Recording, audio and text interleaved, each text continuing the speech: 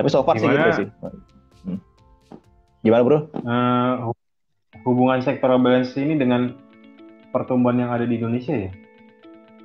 Oh ya, jadi gini. Ini sih logika sederhana sih.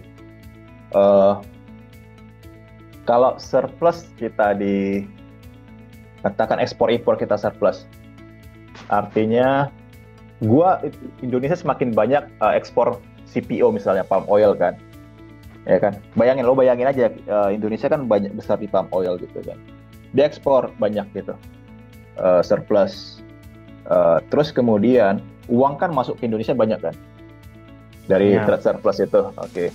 Hmm. Orang menjadi kaya kan, Hmm. menjadi kaya kan. Nah, eh lo misalnya sebagai pengusaha, lo pengusaha apa lagi itu kan. Nah, ketika eh, orang semakin kaya kan, demand akan produk lo itu kan meningkat kan. Gimana ya? Iya. Hmm. Nah, ketika demand produk lo itu meningkat, yang lo lakukan apa? Lo akan ekspansi kan. Ya. Oke. So, lo ekspansi, lo istilah itu belanja modal lah, bangun pabrik gitu kan atau apa. Hmm. Lo Hmm. akhirnya pinjam ke bank, create money lagi kan. Hmm. Nah, ketika ekspansi itu kan orang yang lain kan dapat kecipratan kan. Lo beli barang orang lain juga kan. Makin kaya orang lain, terus kemudian lo ekspansi itu butuh tenaga kerja lagi kan. Ya kan? Hmm. Terus lo bayar mereka kan. Tambah lagi kan. Jadi ekonomi itu semakin naik. Kemudian ketika ekonomi itu semakin naik, orang dapat tabungan dari luar negeri, kemudian mulailah spekulasi di properti, di-push lah tuh harga properti, buy properti karena ada extra income. Nah, orang-orang kayak gua gitu kan, itu kan lihat harga properti itu kan tergiur kan, oh kok naik kan, terus kemudian gua Ya. pergi ke bank gitu kan, ngajuin Hmm. pinjaman gitu Pinjaman. kan, jadi Hmm. demand properti itu makin naik lagi kan, jadi akhirnya nge-push harga properti Oke. naik. Nah, Hmm. itulah yang disebut sebagai export led growth. Export led growth itu artinya yang tadi itu. Jadi dengan ekspor lo membaik, trade balance lo membaik, neraca perdagangan lo membaik, karena account lo membaik, itu akan men-trigger semua hal untuk akhirnya itu untuk uh, ekspansi gitu. Nah, itu tipikal daripada ekonomi Indonesia gitu. Export Hmm. led growth gitu. Itu tipikal Indonesia. Amerika debt led growth. Jadi dari debt yang tadi itu yang government deficit itu yang dan debt di perusahaannya yang nge-led growth, artinya nge-led growth artinya ekspor itu memimpin pertumbuhan ekonomi. Jadi yang mendorong pertumbuhan ekonomi dari ekspor itu kasusnya Indonesia seperti itu. Hmm. Itu bro. Ada lagi nggak? Sebelum gue masuk ke detail Indonesia nih, gue pengen bahas Indonesia. Tadi kan sempat Bahas aja. disinggung di awal Indonesia. Langsung ya. Oke, Iya. bisa ke share screen lagi ya. Oke. Nah, ini tadi sempat di awal ya. Uh, share screen. Oke. Nah, bisa dilihat di sini yang kita kan poinnya itu kan adalah di private balance ya.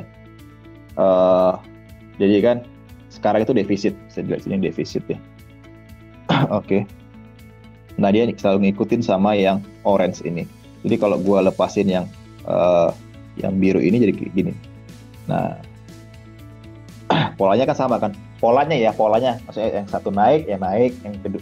Jadi eksternalnya naik, private-nya naik, yang ininya turun, itu turun gitu kan. Jadi ya bisa dibilang sebenarnya ya private kita sangat tergantung sama external balance tadi. Oke. Nah, nah ini jadi ini kita pernah mengalami defisit beberapa ya di private-nya. Ini ada tahun sebelum 98, ini tahun 2013-14, mungkin 12 akhir ya. Ini di 18-19 kayaknya. 18-19 itu kita mengalami defisit. 18-19 Jadi, maksudnya apa? gue pengen bahas jadi kan kita kan sering selalu menghubungkan rejim siapa? 18-19. Tahun 2018-19. Oh, Tahun 2018. 2019. Jadi kan, jadi kan kita kan sering ngubung-ngubungin sebenarnya rezim ini bagus, rezim ini nggak bagus gitu kan. Gue pengen lihat dari sisi private balance Indonesia, sebenarnya ekonomi kita tuh gimana gitu. Nah, jadi tahun ini sorry.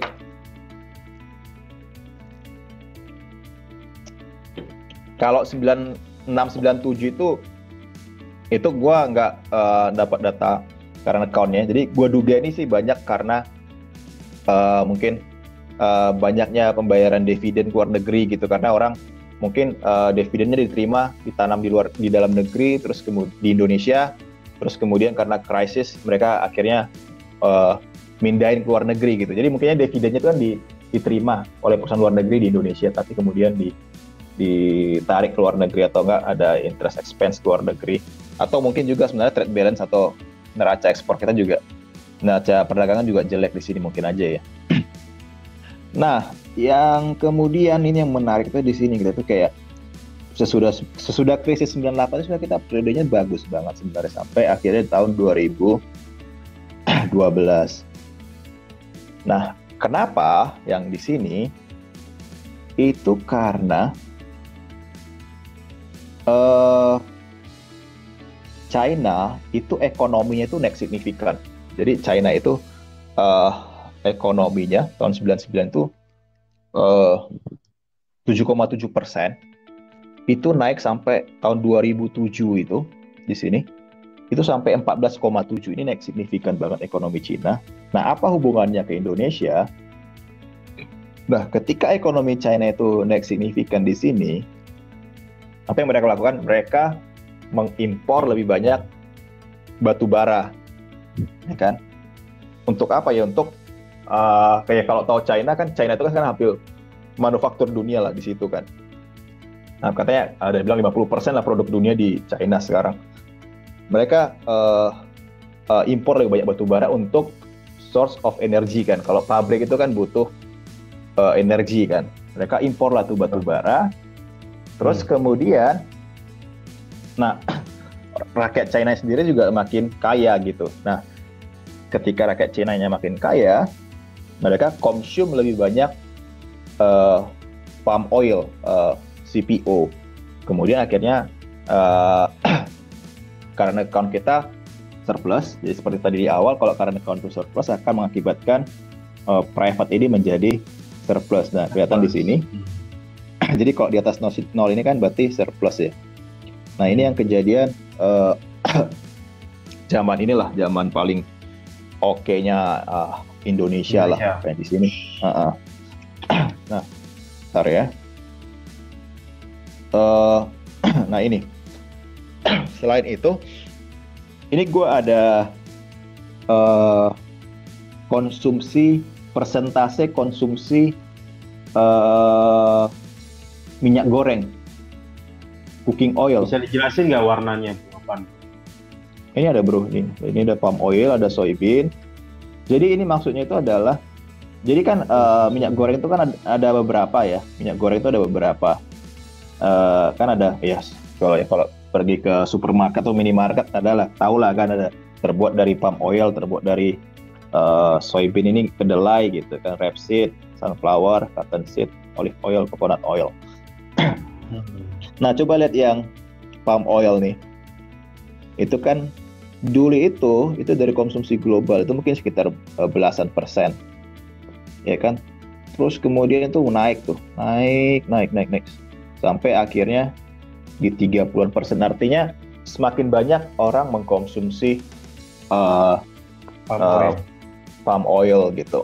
Dan ini mengakibatkan demand-nya naik, mungkin harganya juga bagus. Ini yang menolong, salah satu yang menolong termasuk di sini Cina juga terlibat ya, maksudnya untuk naikin konsumsi itu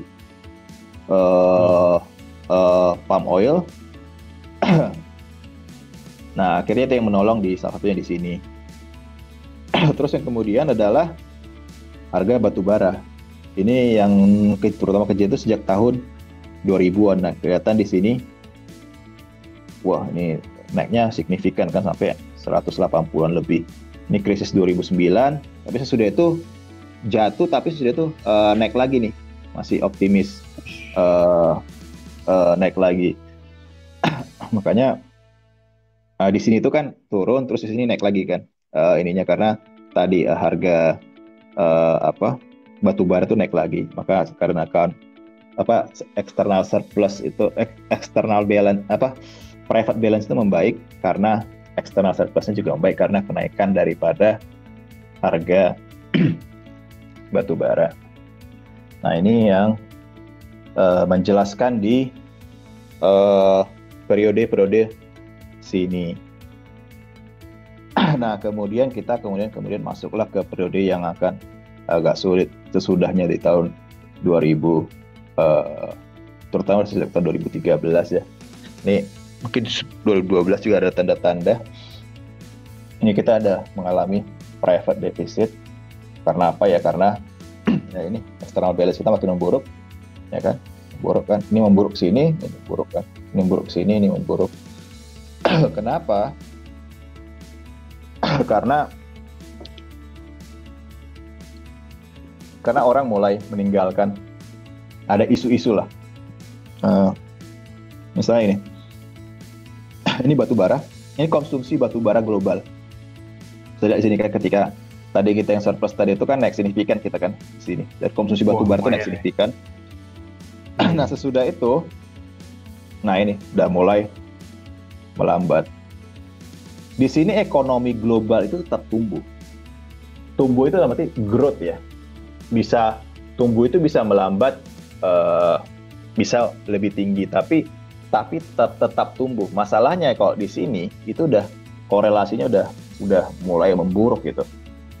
Satu tumbuh positif walaupun mungkin melambat, tapi ini udah negatif, udah di sini terutama sini. Ada sejumlah isu. Yang pertama itu ya isu lingkungan lah ya, isu lingkungan.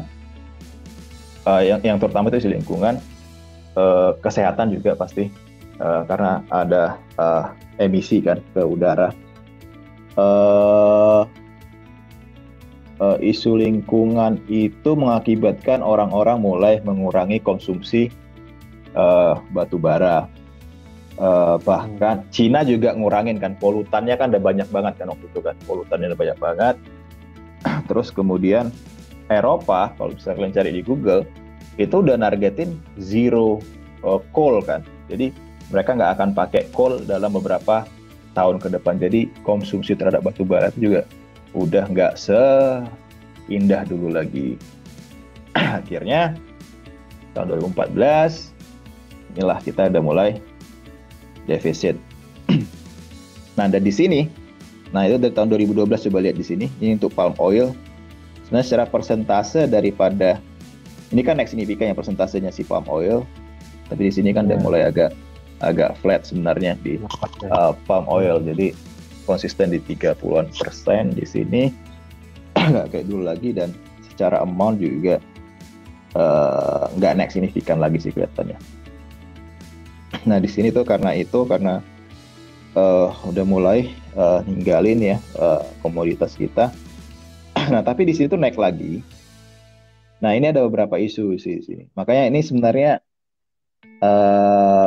periode yang cukup mengecoh sih kalau menurut saya sih. Bagus buat kita tapi kelihatan nggak konsisten. Kenapa?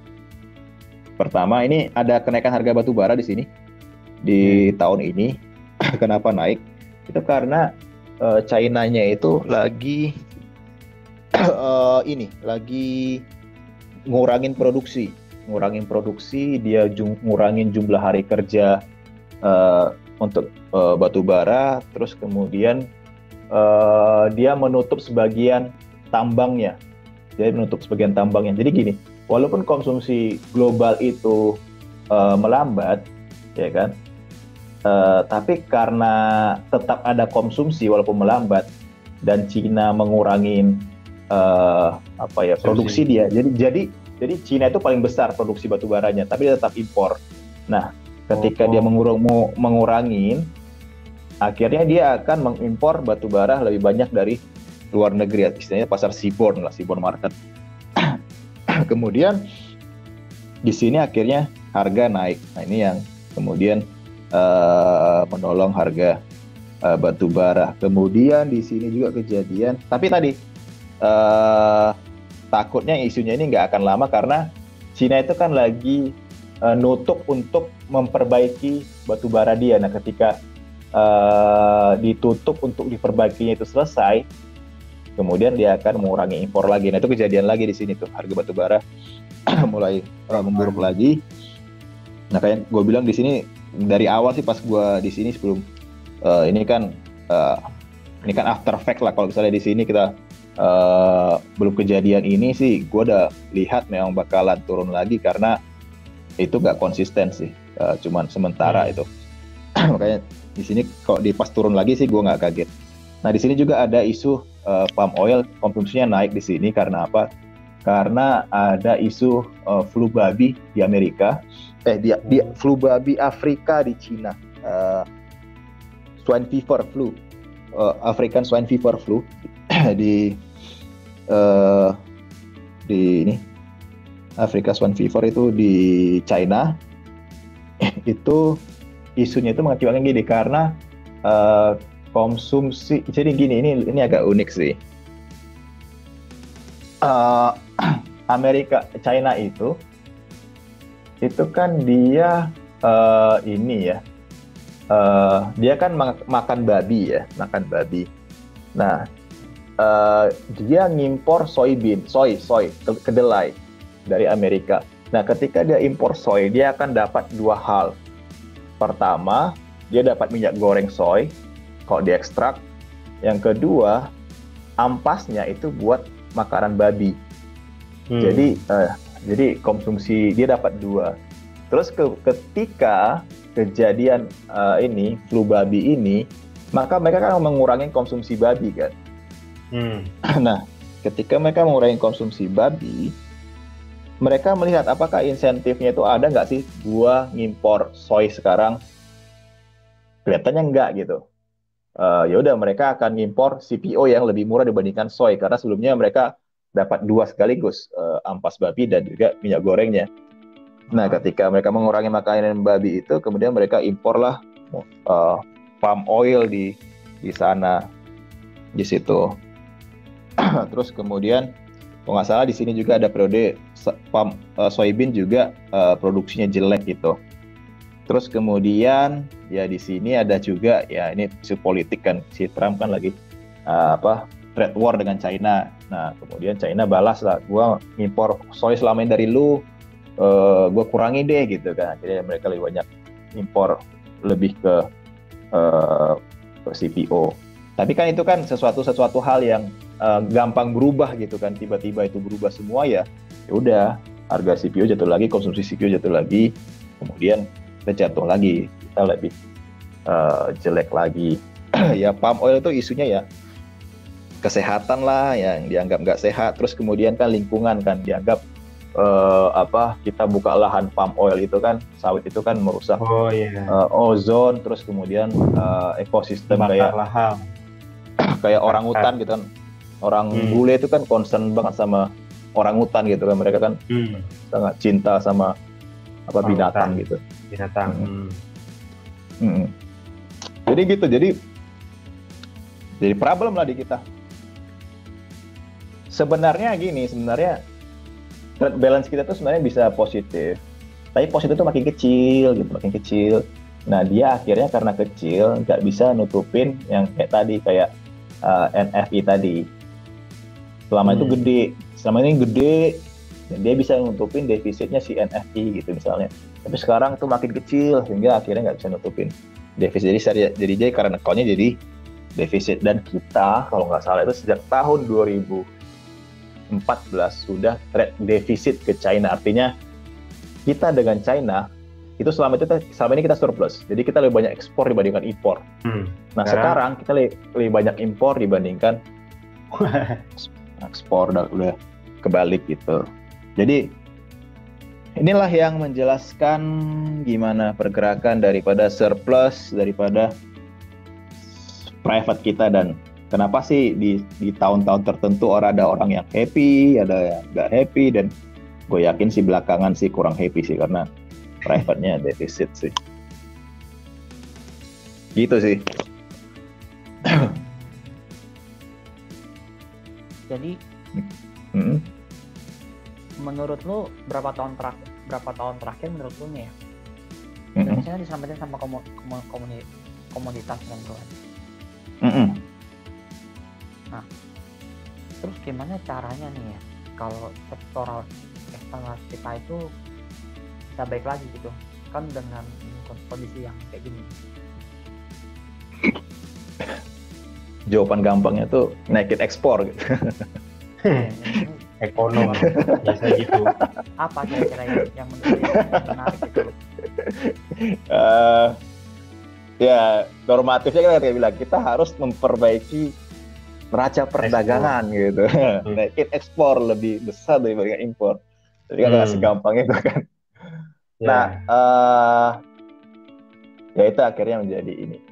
Kalau misalnya yang kejadian sekarang kan, ini kan kita kan sangat tergantung sama tadi ya, China gimana, di global gimana, ada isu lingkungan, ada isu ini segala macam. Akhirnya kita berfluktuasi lah di situ komoditas kita.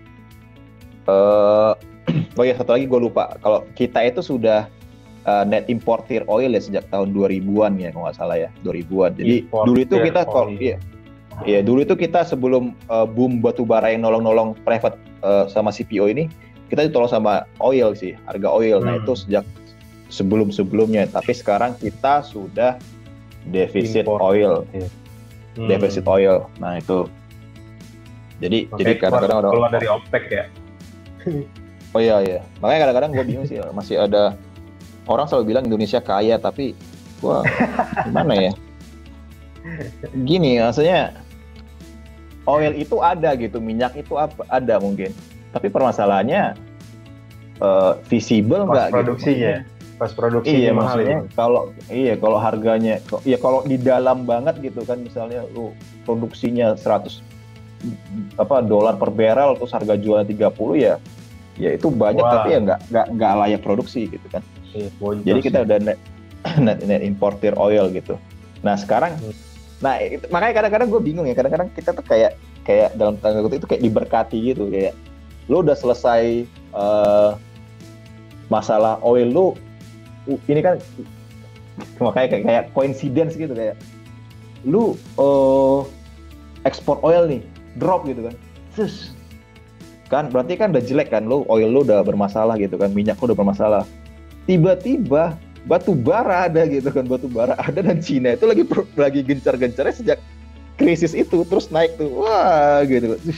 Gila, terselamatkan banget Indonesia dengan boom batu bara. Nah, nggak tahu deh sekarang itu kita udah defisit lagi nih, apalagi yang nyelamatin. Nah, itu pertanyaan dari Parjo tadi.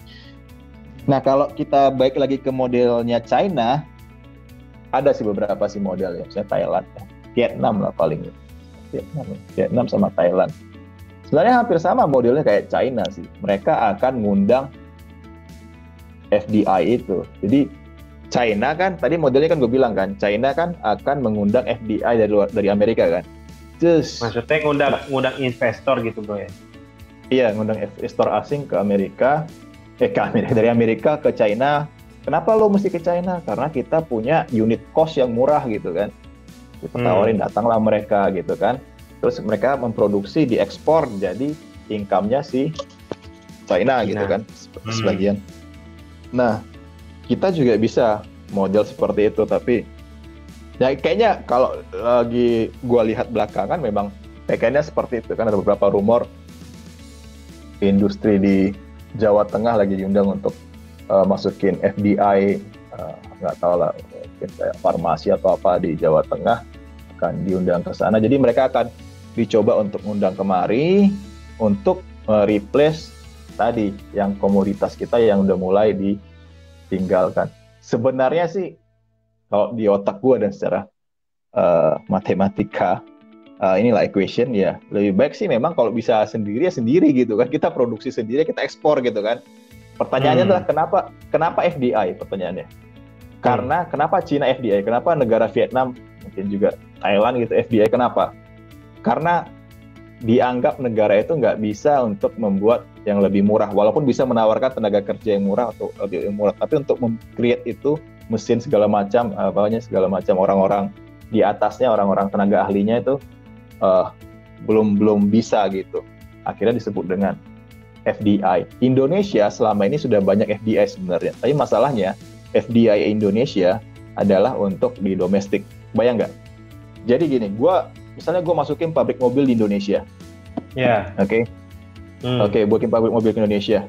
Tapi gue jualannya di Indonesia. Oh, nggak ekspor jatuhnya ya? Iya, misalnya gitu. Nah, orang-orang yang masukin ke Indonesia, itu kan, dia kan akan bisa tarik lagi uangnya ke luar negeri karena ada dolarnya Indonesia. Dari mana dolarnya Indonesia? Dari ekspor batu bara, dari ekspornya CPO. Nah, itu ya kemudian yang ingin diubah. Kita jangan buat FDI buat untuk di Indonesia aja gitu. Kita buat FDI itu untuk diekspor. Jadi FDI export oriented gitu. Jadi FDI yang berorientasi ekspor gitu. Itu yang sekarang yang gue lihat lagi dicanangkan gitu. Nah, itu sih bagus sih kalau. Gitu. Tapi nggak segampang itulah itu kan. Kita kan cuma ngobrol-ngobrol gini kan. Jadi kayaknya itu kan banyak pertentangan juga bro dengan investor asing gitu. Kayak kemarin aja kan lihat aja investor China kan pengennya kan dari negara mereka kan TKA kan ya. Nah, sedangkan kita kan mintanya kan negara kita kan labornya kan. Nah itu gimana menurut lo? Jujur gue nggak punya kapasitas jawabnya sih ya. Cuma gini ya, gue nggak ngikutin beritanya satu. Yang berikutnya ini gue cuman logika bisnis aja sih ya, logika bisnis ya. Ini logika lah, gue nggak tahu lah pro siapa nih, gue nggak ada pro siapa. Cuma logika bisnis memang lo bro ya, coba lo sebagai sebagai investor. Iya. Oke, investor tuh bisa dua, satu lo sebagai saham masuk di equity. Yang kedua di debt kan, di debt kan. Lo pemiliknya. Nah, sekarang lo pemilik dan lo punya kontraktor juga misalnya. Kebayang nggak? Misalnya gini, lo tol nih, lo pengusaha tol, lo punya tol kan? Oke, lo punya tol. Atau berapa persen saham lo, atau enggak lo pinjaman lo ke situ. Kebayang nggak sih kan kalau perusahaan itu ada capital ya, capital itu ada dua, ada debt, ada equity. Dan lo equity ada lo berapa persen, terus debt lo ada juga di situ. Dan lo ketika yang punya tol, lo punya juga kontraktor. Jadi lo punya kontraktor. Lo pengen nggak kontraktornya yang ngerjain tol itu kontraktor lo? Pengen nggak kontraktor lo yang dapat? Iya, pengen. Pengen kan? Logik biasa kan?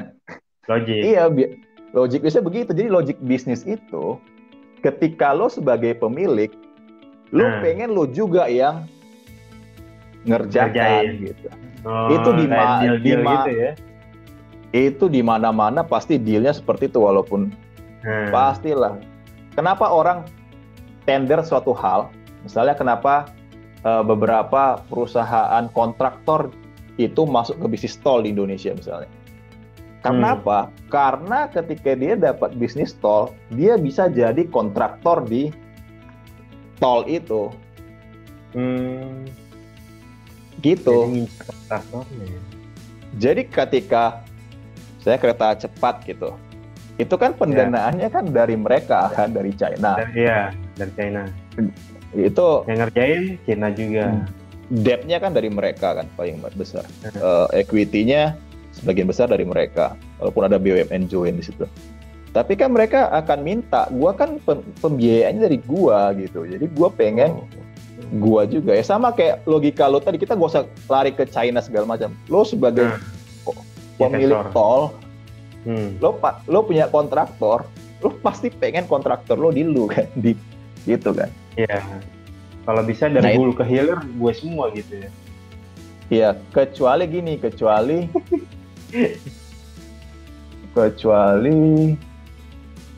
lo kontraktor doang. Misalnya gue yang punya tol gue nih, lo kontraktor. Ya gue ngapain? Lo siapa gitu? Lo siapa? Frans siapa? Ya gue suka-suka gue dong mau nunjuk kontraktor gue siapa. Gue kan yang punya tol gitu kan. Gue misalnya punya kontraktor ya gue pakai kontraktor gue gitu kan. Ya, logikanya segitu. Itu kan logika, menurut gue logika bisnis sih gitu sih. Walaupun memang jadi isu politik kan jadinya kan memang ya pasti dibawa ke arah sana sih. Gue sih nggak mengatakan benar atau nggak benar ya, cuman gue coba buka bahwa logika bisnis itu kejadian praktek sehari-hari lapangan ya seperti itu kebanyakan. Ada beberapa tol yang gue tahu seperti itu juga. Oh gitu. Jadi ya harusnya sih. Bro, yang gue bingung itu kalau Amerika itu kan bikin apa namanya? Bikin FDI ya di Cina kan ya. Nah, kalau mereka kan labor dari Cina tuh. Iya. Iya kan? Nah, maksud gue kok apa namanya? Kok Cina bisa lebih maju kayak gitu ya? Sedangkan kalau di Indonesia kan pengennya kan kayak gitu, bisa nggak sih? Ya itu masalahnya. Satu yang penting ya, ini menurut gue ya, Cina itu komunis. Sistem pemerintahannya itu komunis. Walaupun gue dari sistem ekonomi gue bilang agak cenderung kapitalis sebenarnya ekonominya. Tapi kalau China, lu mau perintah ke Xi Jinping, mau perintah ke rakyatnya, dia mesti oke. Indonesia, ya perang dulu. Kayak sekarang kayak lo bilang apa ya, walaupun tadi gue bilang kayak unit cost yang lebih murah, labor cost yang lebih murah, insentif pajak misalnya atau insentif subsidi misalnya, terus ada dari pinjaman yang kayak di engineering gitulah yang lebih lunak gitu. Tapi poin lagi yang penting itu adalah politiknya gitu. Sekarang kita politik ya. Politik itu penting. China itu lo ngedeal ke Xi Jinping, rakyatnya nggak ada mau apa gitu, rakyatnya mau apa, Xi Jinping mau bilang ini ya udah rakyatnya pasti kalau kita nggak bisa gitu. Ya kita kan agak sulit gitu, pasti kan banyak apa pro kontra lah. Ya kan kayak kalau nggak salah gue dengar yang tadi yang gue bilang itu, yang tadi kita analogiin 10 juta gitu kan. Terus kemudian itu kayaknya dia ada wacana 11 juta 15 jam. Kayaknya mungkin ada wacana gitu juga sih. Jadi mau dinaikin gajinya, tapi jam kerja itu lebih banyak lebihnya gitu. Jadi sebenarnya secara take home pay-nya itu lebih banyak, tapi walaupun kerjanya lebih banyak lagi gitu. Lemburnya lah lebih banyak. Nah, itu salah satu yang kemudian ya itu mungkin salah satu yang bisa dilakukan oleh pemerintah Indonesia gitu kan. Nggak tahu kalau lo bro gitu. Misalnya kayak tadi, lo dibayar 10 jam 10 juta nih.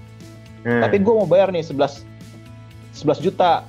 Tapi kerjanya bukan 11 jam. Tapi kerjanya 12 jam.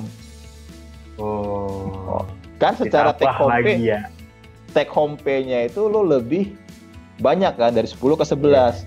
Cuman jam kerjanya dari 10 ke 12. Lebih tambah banyak. Lo lebih happy atau enggak? Kita bisa berantem dulu di sini ya. Tapi ada beberapa sih menurut gue sih bisa jadi itu kejadian juga sih. Bisa jadi lebih happy, bisa jadi sih. Enggak, kalau di sini kita kayaknya kalau model begitu bisa berantem dulu ya. Nanti ada pelanggaran HAM lagi. Jadi nggak jadi dong kalau gitu. Ya nggak tahu, siapa tahu dicoba. makanya perdebatan yang sebenarnya negara yang paling bagus itu demokratis atau kayak ini kan? Atau demokratis. Itu bro. Ya, kita lanjutin dari yang kemarin tuh.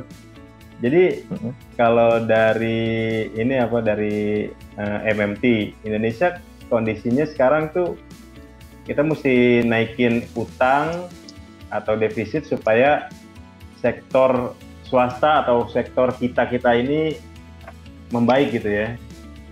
Iya, karena butuh waktu sih.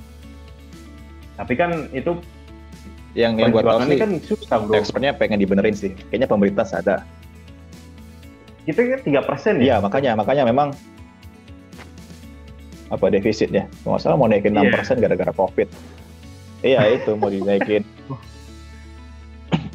Oh, Iya, nggak. Dan juga gini, orang-orang kadang-kadang kan takut kan rupiah melemah gitu kan ya. Belum tentu Ya. juga sih rupiah melemah karena lo cetak rupiah juga negara lain juga melakukan hal yang sama kok. Mereka mencetak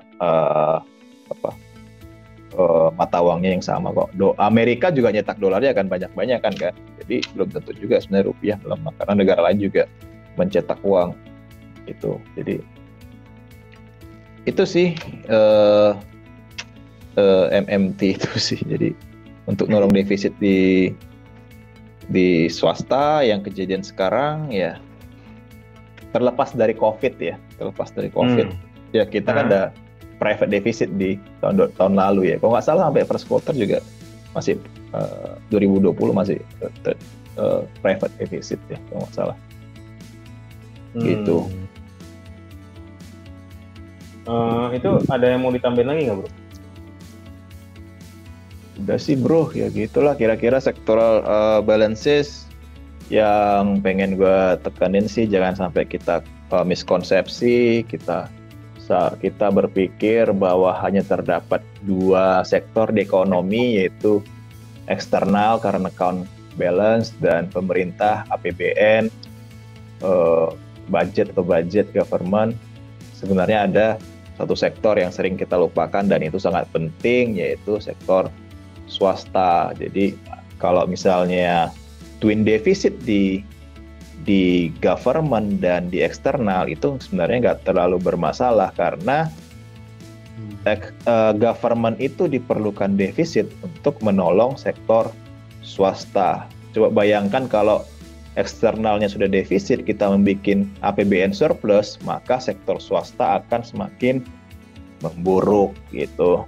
Ya, itu yang kadang yang gue lihat tuh miskonsepsi di sana. Yang berikutnya dari sectoral balances ini kita belajar bahwa ada model-model ekonomi gitu kan, kayak US untuk private-nya surplus dia selalu memakai government deficit gitu kan. Nah China untuk surplusnya di private dia eksternalnya surplus, terus kemudian government-nya juga defisit.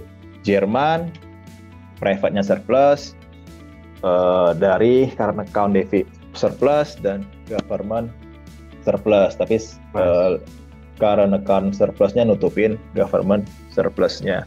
Indonesia surplus private sektornya itu selalu ngikutin di current account balance-nya, dan sekarang kita lagi bermasalah karena produk-produk komoditas kita yang challenging ya ke depan. Dan current account deficit di US itu adalah cara US untuk menyebarkan dolarnya ke seluruh dunia gitu. Akhirnya kita juga dapat, dan tipikal Indonesia adalah export led growth, artinya ketika ekspornya membaik maka ada income, extra income, orang mulai ya tadilah demand naik, terus orang naikin capex, capex naik, orang ini makin belanja, terus properti mulai naik, orang lihat ada extra income, beli properti dong, wah naik kan, terus orang-orang kayak gua, wah mau dong ikutan ini spekulasi properti, pergi ke bank ikutan spekulasi properti, akhirnya nge-push lagi harga properti. Nah itu ya export led growth. Nah ketika ekspornya jatuh kayak sekarang, growth-nya juga akhirnya pesimis kayak sekarang. Akhirnya Indonesia agak belakangan agak inilah nggak terlalu hebat lah. Oke, ada lagi nggak ada? Udah itu aja. Udah panjang nih. Oke, kita akhiri podcast yang kelima ini. Semoga bermanfaat ya kita. Jadi ini masukan aja sih buat orang-orang di luar kira-kira ada nggak yang kepikiran kayak gini gitu kan. Kalau ada ya segera, jangan lupa komen, jangan lupa subscribe juga ya, dan juga share. Yang penting sih itu juga ya, karena kan ilmu itu kan harus dibagi-bagi kalau kita tahu, ya kan. Oke, kita akhiri. Jangan lupa bro, salamnya gimana bro? Salam berpikir ulang. Oke, Salam bye. Salam berpikir ya. Oke, bye. Sampai ketemu lagi.